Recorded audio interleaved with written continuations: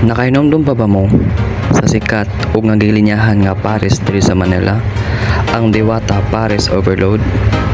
Tara atong atuon kay gusto ko makatilaw sa iyang mga lamian nga mga produkto. Maayong buntag sa tanan. Tara, ubanay ko ninyo sa Diwata Paris Overload Pasay Branch. Nianing buntaga guys, nakadesisyon ko nga moadto sa parisan ni Diwata.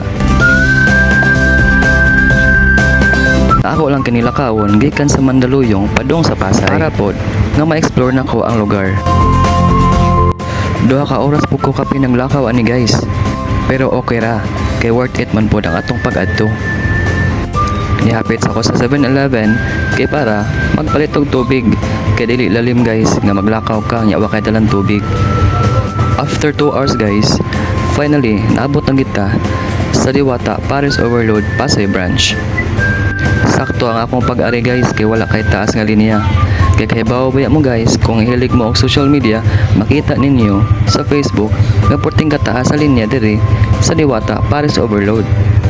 Ang akong gi-order guys, ang kining ilang famous nga Diwata fried chicken na nasa libre nga only rice, nara po siya soft drinks ug daghan pa jud kaayo nga mga pagkaon nga pwede natong pilian sama sa chicken inasal, sa chorizo, sa iyang famous nga Paris Overload. Para nako, sulit kayo ang imong 120 kay na kay dako nga chicken, na nasa kay only rice, dapat jud kay libre nga soft drinks. O karon guys, mangita ta og lamisa.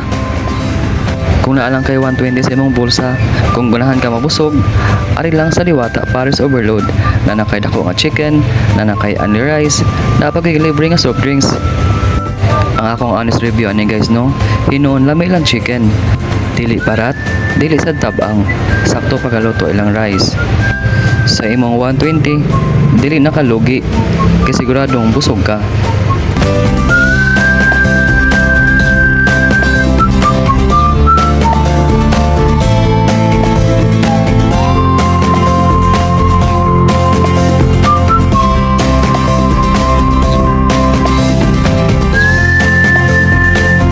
Mao kini ang giingon ni Diwata nga libre nga holy water.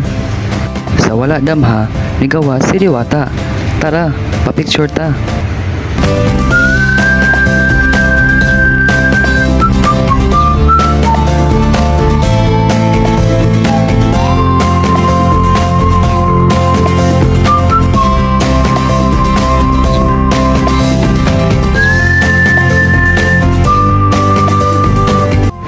Salamat sa pagtanaw, ang bingtang tanan. Bye-bye.